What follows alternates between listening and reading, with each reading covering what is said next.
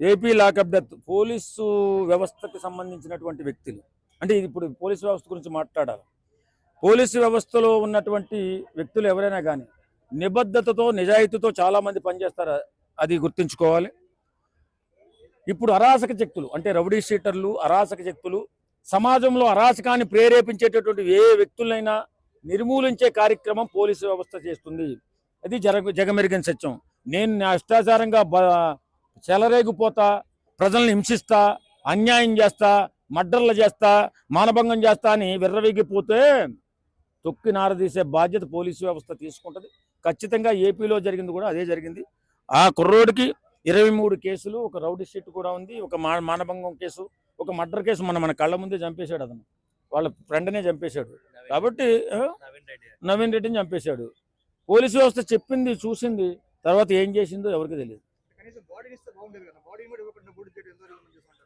అంటే బాడీని ఇస్తారా, కనిపించకుండా చేస్తారా, ఇవన్నీ కూడా లోపకార్య వ్యవహారాలు. ఇప్పుడు ఈ మాట్లాడేటటువంటి మన సోషల్ మీడియా వాళ్ళ గురించి ఇప్పుడే చెప్పాను. నేను ఏమని చెప్పాను, బాధ్యతగా ప్రజలకు ఉపయోగపడే 4 మాటలు మాట్లాడండి అని. పోలీసు వ్యవస్థలో ఉన్నటువంటి ఆ సీక్రెట్ వ్యవహారాలు నాతో మాట్లాడించకూడదు.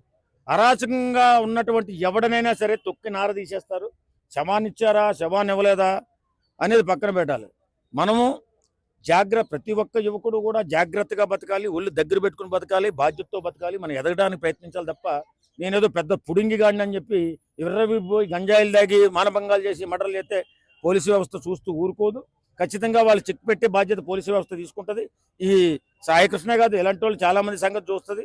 ఈవేళ అది జరిగింది, అది ఏం జరిగింది అనేది ఇంకా క్లారిటీ లేకుండా మనం మాట్లాడటం, ఆ శవం ఉందా లేదా, తగలబెట్టారా అనేది ఇంకా క్లారిటీ లేకుండా నేను మాట్లాడితే తీసుకెళ్ళి నన్ను జైలు వేస్తారు.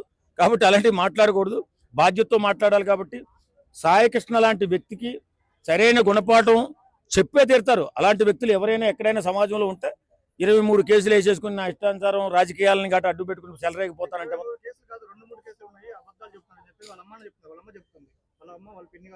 వాళ్ళు చెప్తే సరిపోదు, రికార్డు ఉంటుంది కదా. వాళ్ళు ఏదో మాట మాట్లాడితే అప్పుడు చంపేశారని ఇంకా నిర్ధారణ కాలేదు కదా, ఎలా చెప్తారు? మీరు అంటున్నారు చంపేశారని. ఏ రిపోర్ట్లో పెట్టారు? చనిపోయాడని చెప్పారా? మరి చెప్తే మాకు తెలియదు. మరి నేను మాట్లాడితే చంపేశారు, మళ్ళీ రేపు నాకు ఇబ్బంది ఉంటుంది.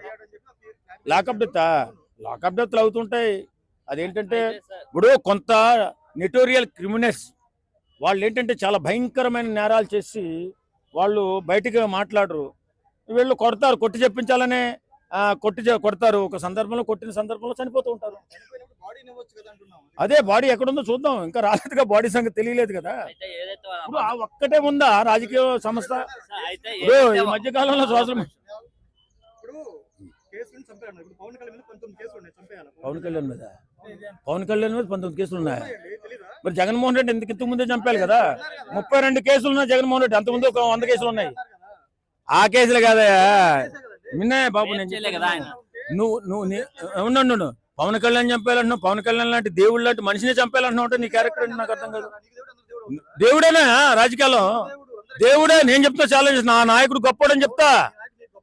ఏం నేరం చేశాడు, ఏం దోసుకున్నాడు, ఏం కేసులు ఉన్నాయి? ఏదో చిల్లర కేసులు నువ్వు పెట్టి 19 కేసులు అంటే చెప్తున్నావు కొంపతీసి. నువ్వేనా పెట్టావేంటి కొంపతీసి?